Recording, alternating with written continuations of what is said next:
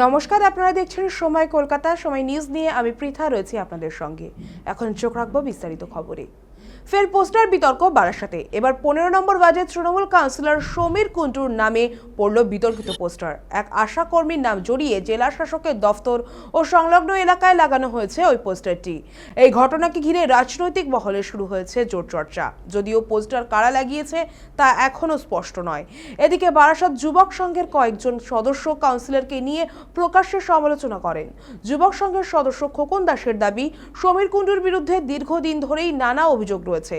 ঘটনায় আবারও নতুন করে রাজনৈতিক পারদ চড়তে শুরু করেছে বারাসাতে।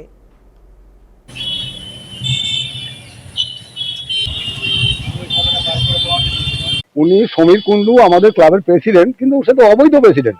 আর এই যেই ঘটনাটা আপনি আমাকে শোনালেন, এটার জন্য এই ক্লাবটাকে যারা প্রতিষ্ঠা করেছিল তারা আজকে বেঁচে থাকলে মনে হয় তারা নিজেরাই সুইসাইড করতো।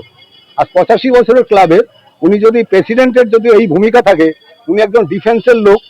আমার তো মনে হয় যে ওনার যে এতটা গুণ আছে এটা আমার জানা ছিল না। আমার মনে হয় উনি এই যুবক সংঘের প্রেসিডেন্ট থাকার মতো যোগ্যতা ওনার নেই।